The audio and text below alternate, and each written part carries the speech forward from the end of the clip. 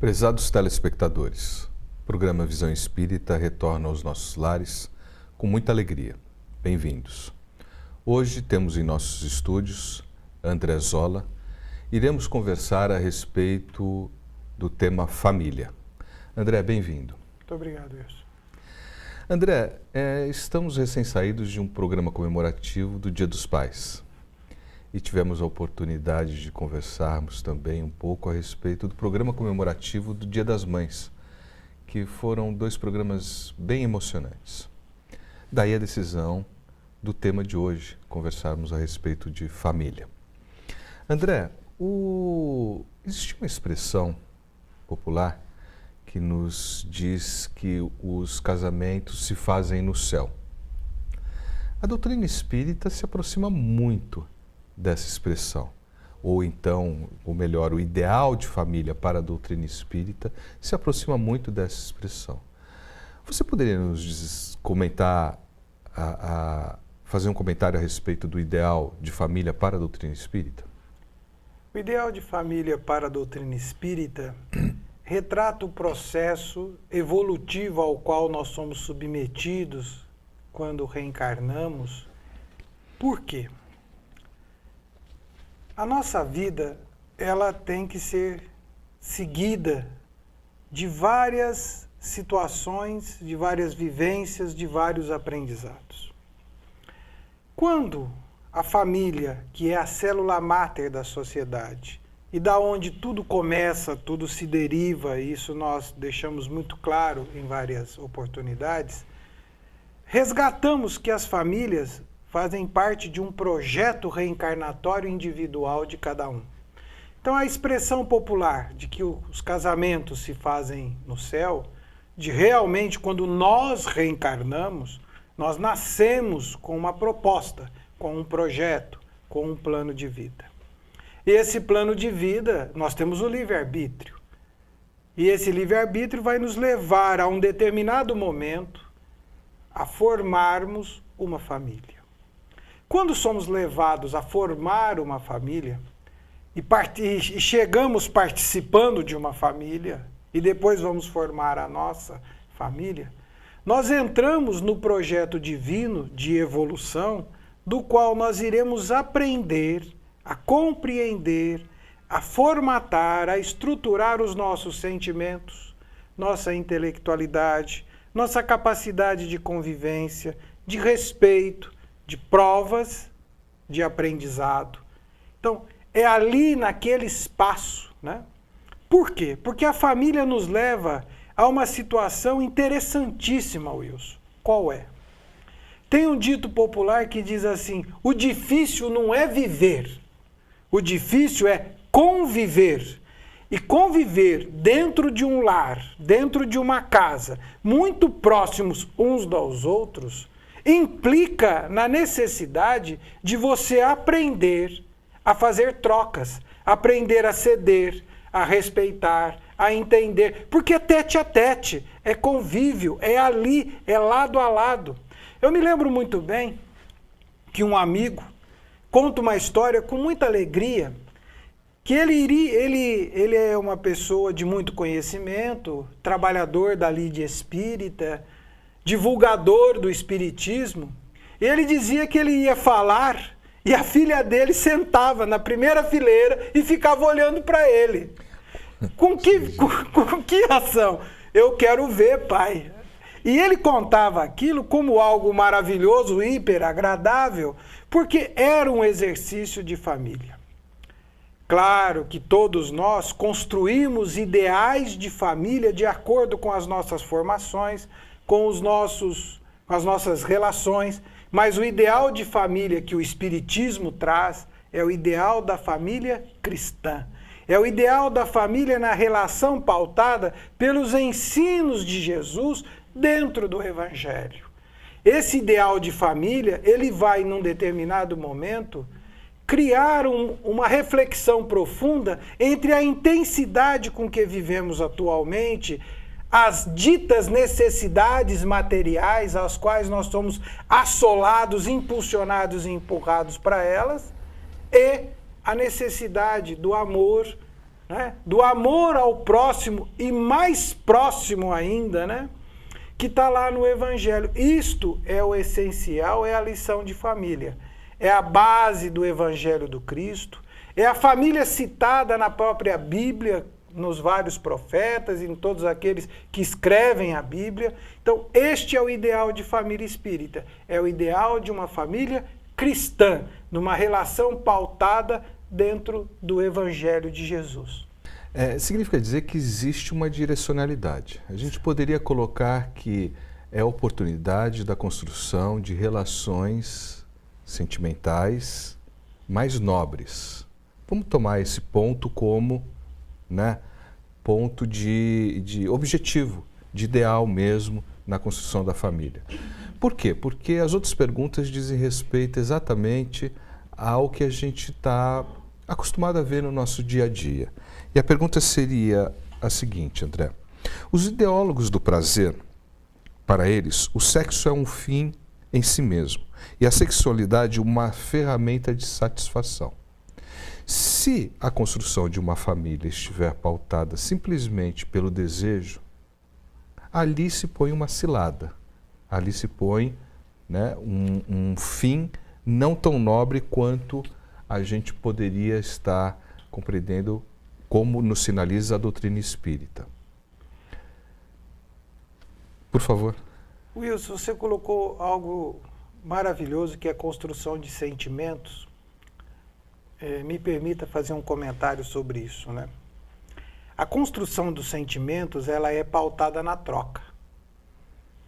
Por quê? Para nós sabermos se realmente sentimos amor, sentimos respeito, sentimos carinho, sentimos afeto, nós vamos medir isto na troca. No como isso nos chega até nós e com que intensidade a gente devolve, com que intensidade nós retornamos, como nós devolvemos. Isso vai dar mostras se estamos realmente construindo dentro do nosso íntimo, da nossa consciência, essa situação dos sentimentos. Porque fala muito em sentimento, né? Eu entendo que em determinados momentos nós somos muito sensíveis, né, com aquilo que se chama sentimento. Por quê? Nós sentimos, gostamos de sentir, desde que não venhamos a ser contrariados naquilo que nós entendemos verdadeiro e correto do nosso sentimento. E nós ainda vamos aprender um pouco mais sobre sentimento quando nós realmente sentirmos sem esperar a troca. Sem esperar que o outro, né, sinta a mesma coisa a respeito daquilo que pauta os nossos valores. Eu entendo isso e faço esse à parte porque nós ainda temos dificuldade para entender e para lidar com a questão do sentimento. Nós queremos a troca.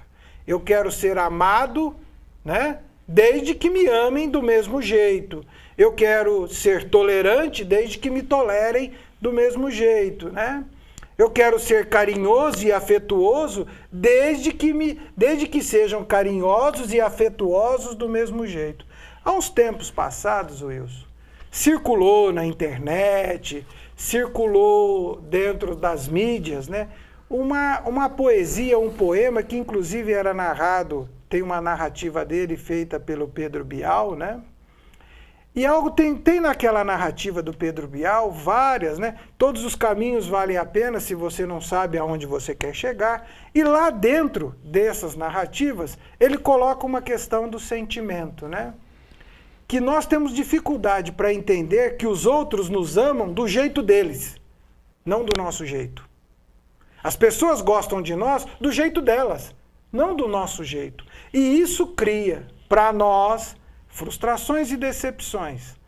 Por quê? Pautamos o nosso sentimento na expectativa de que os outros reajam e ajam para conosco como de acordo com a nossa expectativa. Então, telespectador, amigo, participante do programa Visão Espírita, a doutrina espírita ela é muito clara, muito verdadeira, quando fala do Evangelho e quando fala das suas realidades e das suas verdades de sentimento. somos individualidades. Cada um de nós somos de um jeito e vamos nos manifestar do nosso jeito.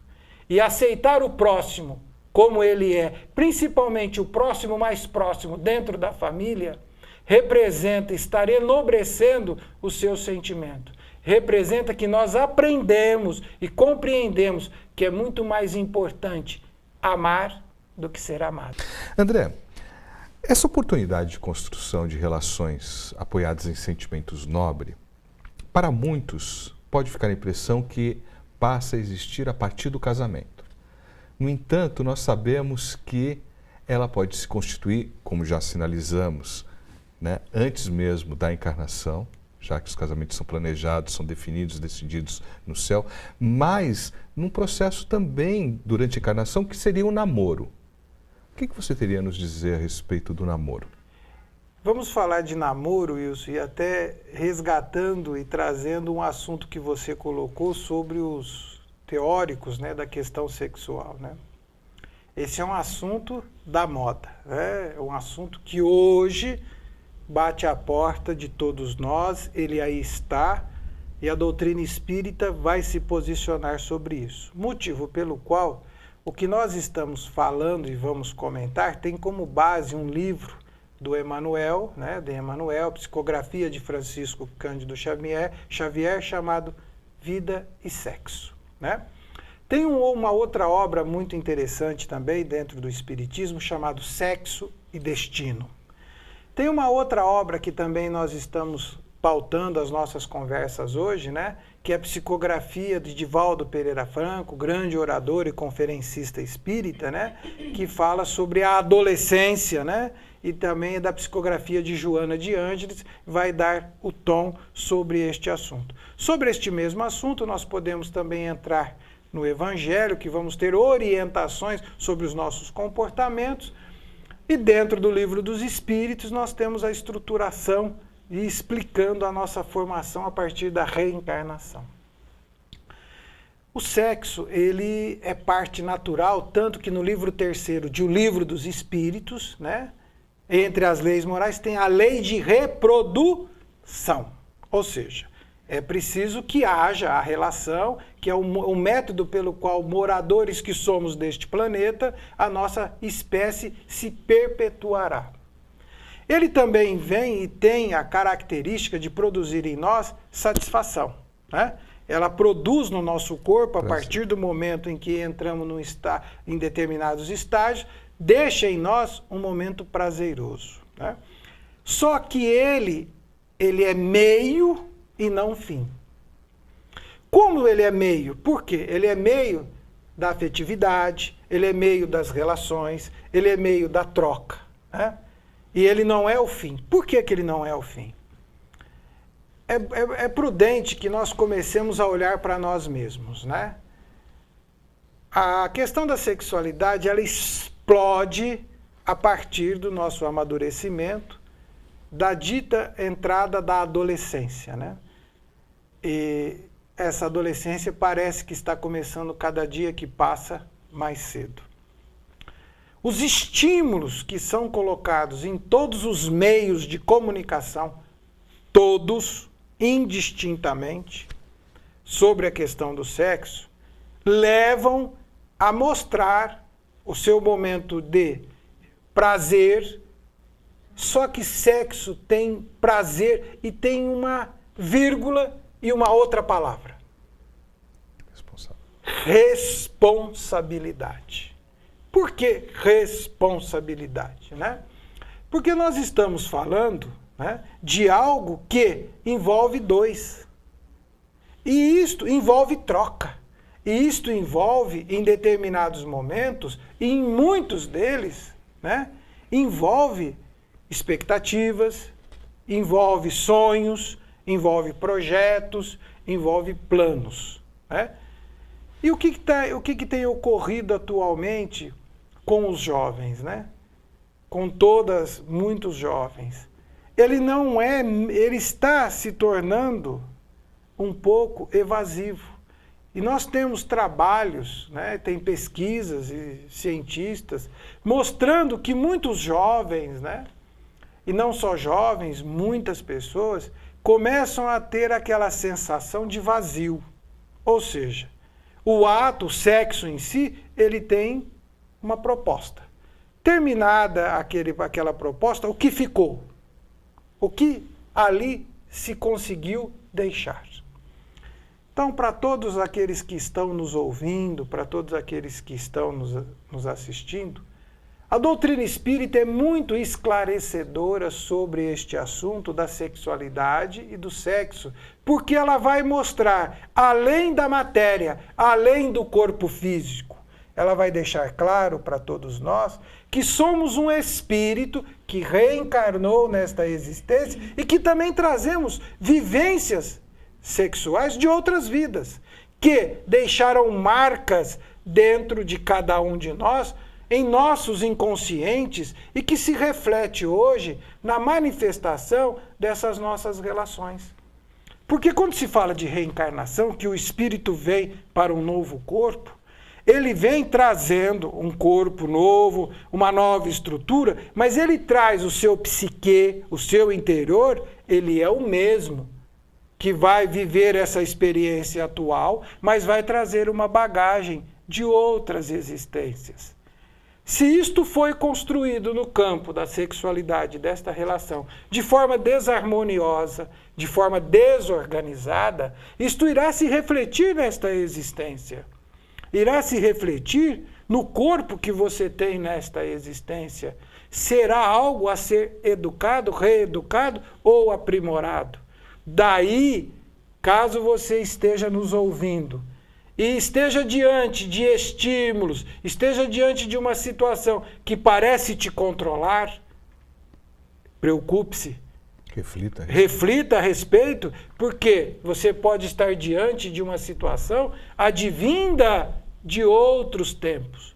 Mas dentro do contexto da nossa conversa sobre família, ela passa pelo sexo. Ela passa pela relação respeitosa entre todos.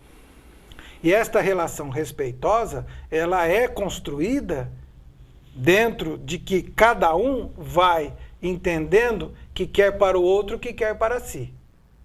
Se tem algo que te fere, que te magoa, também deve ferir e magoar.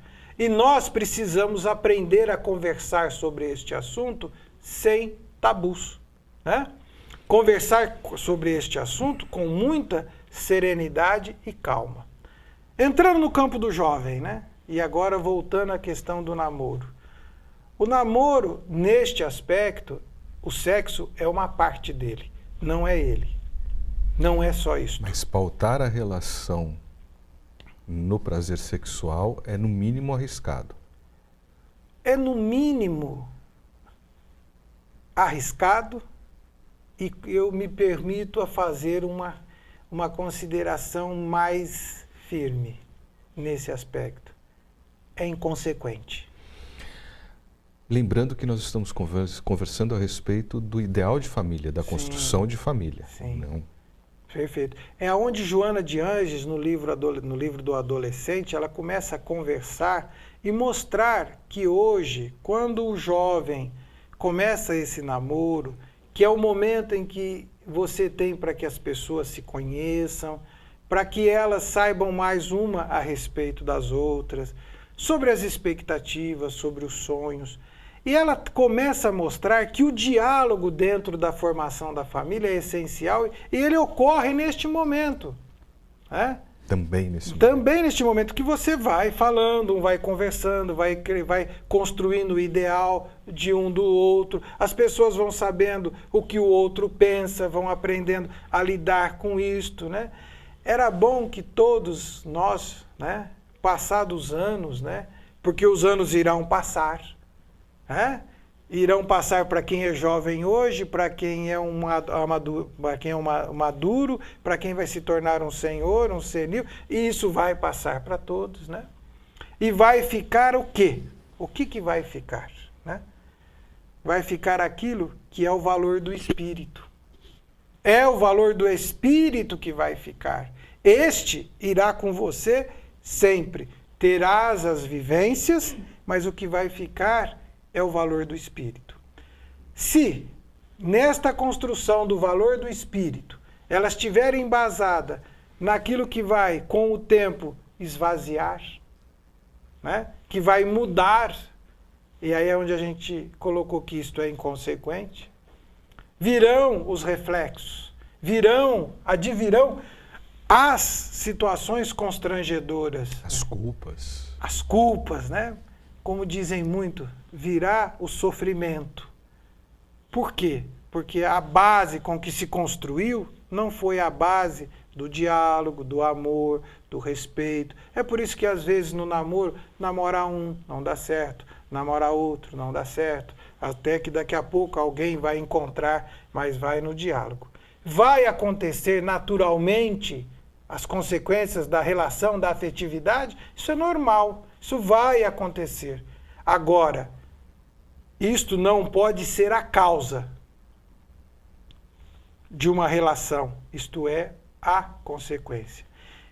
E é um assunto que nós precisamos ficar tão atentos na fase de namoro, em qualquer fase da nossa vida, que em O Livro dos Espíritos, na pergunta 940, Kardec aborda a espiritualidade, né, o espírito verdade, sobre estas questões das relações que nós vamos ter, das uniões simpáticas e das uniões antipáticas. E fica muito claro ali, dito pelos espíritos, que eles nos chamam a atenção, nós somos responsáveis pelo que deixamos no próximo. E se deixamos um sonho, né? Se deixamos uma frustração, se deixamos uma alegria, isto irá conosco. Né? Isto irá conosco. Né? Tem um pensamento muito claro. Nós não somos e não devemos gerar e criar expectativas das quais não queremos, não podemos ou não vamos assumir. Então, jovem, namorar é legal, é maravilhoso, é bom, é bonito, mas paute o seu namoro na oportunidade de um conhecer ao outro, de um vir a participar da vivência do outro, de uma troca. E nesta construção estar sendo perene as relações. Se amanhã ou depois não der certo, é uma contingência, é uma consequência. Agora, isso não pode acontecer porque deixou, ou porque se magoou, ou porque se feriu. Isso é muito importante na construção de uma família ideal, porque do jeito que começa aqui, pode chegar lá na frente. E aí lá na frente, pode se voltar aqui. E isto não adianta, vai com o espírito. Ele terá que levar isso com ele. Ele terá que levar isto adiante. Porque às vezes a gente, nessa fase, né, acha que não terá amanhã, que não terá dia seguinte, né? Tem dia seguinte, tem amanhã, e tem amanhã depois desta vida. Ela continua, e nós iremos levar conosco aquilo que plantamos dentro de cada um das nossas relações. Inclusive, de forma muito intensa, o que plantamos nas nossas relações no campo da sexualidade. Precisamos ter muita atenção. Toda ação demanda uma reação. Nós, muitas vezes, dominamos a ação. Agora, a reação, nós não dominamos, porque vem do próximo. E aí, muito cuidado, muita sabedoria. E o que você não quer para você, não faça para o outro. André, muito interessante. Porque um comentário encaminhado por um ouvinte diz o seguinte: muitos esquecerão o que você disse, mas todos se lembrarão daquilo que você os fez sentir. E tem tudo a ver com a resposta que você nos dá, né? Como é que a gente constrói essa relação apoiada em sentimentos nobres, desde o primeiro encontro, desde o namoro, até, quem sabe, o final de uma vida. Isso, há muitos anos atrás, eu vi uma cena marcante, né? comemorávamos num salão, um evento, né, de amigos, né, e um casal que já naquela época batia a casa dos 80 anos, né, ele se levantou, pegou uma rosa vermelha e foi levar para a esposa. E lhe deu um beijo. Qual é o grande significado disto? Um gesto de amor, um exemplo de vida e é uma manifestação natural do sentimento. O que será que eles fizeram uns aos outros, um ao outro, sentirem ao longo de uma trajetória, ao longo de uma caminhada? Bem provável, né? Fica aqui a nossa interpretação para aquela cena, porque às vezes se chega na maturidade, se chega lá na frente, acha que algumas coisas se perderam com o tempo, né? Na verdade, eles deram mostra que ficou muita coisa com o tempo. Ficou o respeito, ficou o amor, ficou o carinho, ficou o afeto. E ficou o beijo, né? E qual é o significado daquele beijo, né? Daquele beijo, um dado ao outro? É o significado do beijo de que ficou o carinho, o amor, a gratidão, o reconhecimento, o entrelaçamento entre eles. Por quê? É o que irá com todos eles. Assim somos nós, na nossa vida, lá no namoro, né? Até lá na frente, sabe Deus quanto tempo. O que tem que ficar? Tem que ficar o beijo que tem o significado de eu gosto de você hoje, te respeito como você é e gostarei de você amanhã. E se isto for sendo sentido época a época, tempo a tempo, momento a momento, construído, chegamos a algo bendito. O ideal de família é as uniões pautadas no respeito um pelo outro, construídas na base bendita do Evangelho, uns amando aos outros, como Cristo disse, como eu vos amo e vos amei. André, muito interessante. Você toca na questão do conviver. Isso me faz lembrar um caos. Diz que numa cidade interior, nas Bodas de Ouro, um casal comemorando, e muito conhecido por todos, um repórter vai entrevistá-los. E aí o repórter faz a primeira pergunta para a noiva, né, para a senhora. Qual é o segredo dessa longevidade, dessa convivência, dessa alegria que vocês carregam até hoje? Ela responde da seguinte forma: meu filho, o segredo é muito simples, vou exemplificar para você. Todo dia no café da manhã, eu me levantava, preparava o café, ele saía, ia comprar uma bengala, sentávamos à mesa, ele cortava a ponta da bengala, passava a manteiga e me oferecia. Era a primeira atitude dele no dia. E eu não gostava de pão com manteiga, mas eu comia porque ele me oferecia. Ao longo de todos esses anos foi assim. E aí, entrevistando aí depois o noivo, ele fez a mesma pergunta: qual é o segredo? Ele falou assim, e ele não tinha escutado a resposta da noiva. Ele falou assim: vou te exemplificar. Todo dia de manhã eu levanto, vou até a padaria, trago o pão na hora do café, passo a manteiga no bico do pão e ofereço para ela, sendo que a parte que eu mais gosto do pão é o bico e é o pão com manteiga. É o ceder, é o conviver, é a oportunidade que você tem de exercitar o ceder, o aceitar o outro, não de forma tão idealizada, mas na forma como na forma como o outro é. E com essas palavras encerramos mais um Visão Espírita, aguardando na próxima semana. Até logo.